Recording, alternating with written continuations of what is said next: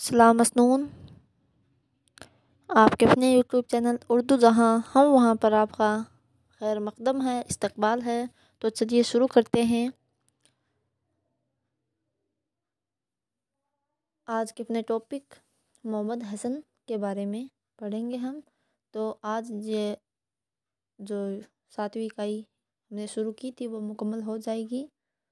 तो इसके जितने भी वीडियोज़ हैं प्लेलिस्ट पर जाकर, जिन्होंने भी वो वीडियोज़ नहीं देखे हैं तो पहले वो वीडियो ज़रूर देख लें, क्योंकि आपको बहुत सारी मालूमात उनको हासिल हो जाएगी जो इम्तिहान में आपको बहुत काम आएगी।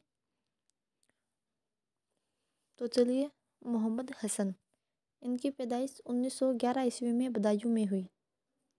कल हमने आल अहमद सरूर के बारे में पढ़ा था, उनकी भी पैदाइश 1911 ईस्वी में हुई थी और 2002 ईस्वी में ही उनकी वफ़ात हुई थी। और इनकी भी 2002 ईस्वी में अलीगढ़ में वफ़ात हुई है।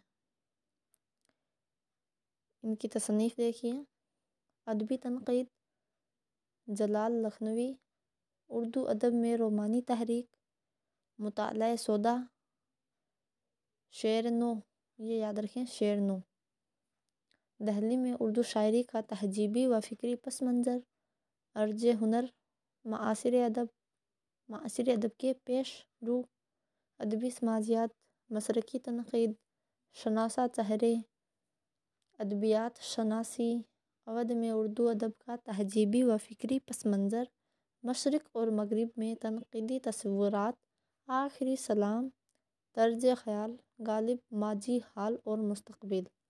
ये ज़हन में रखें, गालिब, माजी, हाल और मुस्तक़बिल, ये मोहम्मद हसन की है। अब इनके तनक़ीदी नज़रियात देखिए: अदबी हुस्न और अदबी अंदाज़ नज़र के बगैर कोई फ़न पारा अदब के दायरे में शामिल नहीं हो सकता। अजीम आदर्श की लगन और अरूस हयात को संवारने के जज्बे के बगैर अदब में अजमत पैदा नहीं हो सकती।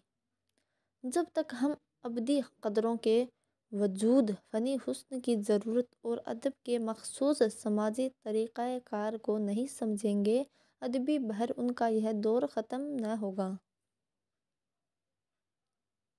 मुझे उसका क़तई इनकार नहीं कि अदब इंसानी ज़िंदगी और उसके तहजीबी ढांचे को मुतासिर करता है और उसकी तामीर व तश्कील में मुख्तलिफ़ तरीक़ों से हिस्सा लेता है। मेरा यह अक़ीदा है कि अदब का आला तरीन हिस्सा ज़िंदगी को बराह रास्त नहीं बदलता, वह नारों में बातें करने, मसाइल का फ़ौरी हल देने से ज़्यादा निस्बतन देरपा अनासिर से बहस करता है।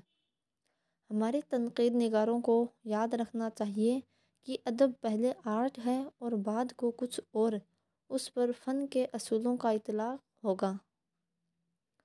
शायरी का कोई मौजू और मकसद क्यों न हो, उसे सबसे पहले अला अदब पारा होना चाहिए। अगर कोई शायरी इस मेयार पर पूरी नहीं उतरती तो वह कितनी ही कामयाब और कारआमद क्यों न हो, अदब में जगह नहीं पा सकती। बहुत ही अच्छे ख़यालात हैं इनके। आगे देखिए, अंदाज़े बयान के बारे में सबसे ज़रूरी बात यह है कि उसे मौजू और नफ्स मजमून से जुदा नहीं किया जा सकता। अगर मौजू के पीछे एहसास की शिद्दत और खलूस है तो उसके निशान अंदाज़े बयान की ताबनाकी और शादाबी में भी मिलेंगे। अगर जज्बा बेरूह और ख़याल बासी है तो वही थकन अंदाज़ बयान में भी पाई जाएगी। अगर हकीकत या असरी हैसियत इज्तिमाई और मुतय्यन है और उसको अदा करने वाले शायरी या फ़नी सांचे मुकर्रर हैं, तो फिर फ़नकार की फ़नकारी और शायरी की शायरी और तख्लीकी उपज की शनाख्त क्या है? क्या फ़नकार महज ज़ाब्ते का ग़ुलाम अक्कास है जिसकी हैसियत आज के दौर के कैमरे से ज़्यादा नहीं? यह बात मलहूज़ रखनी चाहिए कि तरक्की पसंदी के यह मायने हरगिज़ नहीं कि हर नज़म या अफ़साना हल ज़रूर पेश करे या ख्वाह मख्वाह रजायत का रूप धारे। तरक्की पसंदी के मायने तो सिर्फ़ यह है कि वह पढ़ने वालों में समाजी तब्दीली की सेहतमंद ख्वाहिश बेदार करे और इशारे कनाए ही से सही उनमें सेहतमंद तजस्सुस और मंजिल की ख्वाहिश जगाए। हर आर्टिस्ट का सबसे बड़ा आदर्श यही रहा है कि वह ज़िंदगी को अपनी आँखों से देख सके اور اپنی اس نجی دریافت کو سماجی تجربے کی حیثیت بخش سکے۔ غور کیجیے تو تجربات کی یہ انفرادیت، خلوص، سچائی اور اسے سماجی تجربے میں ڈھالنا ہی سارے آرٹ کا ماحصل ہے۔ تو یہ تھے ان کے نظریات۔ امید ہے آپ ان کو اچھے سے پڑھیں گے، یاد رکھیں گے، کیونکہ آپ ہی کے کام آئیں گے۔ تو آج کے لیے اتنا ہی۔ یہ جو 7ویں اکائی ہی، اس میں ہم نے تحقیق نگاروں کے جتنے بھی تحقیق نگار UGC نیٹ JRF اردو کے سلیبس میں شامل تھے ان کے بارے میں ہم نے تفصیل سے جانا ہے، اور تنقید نگاروں کے اوپر بھی ہم نے تفصیل سے جانا ہے۔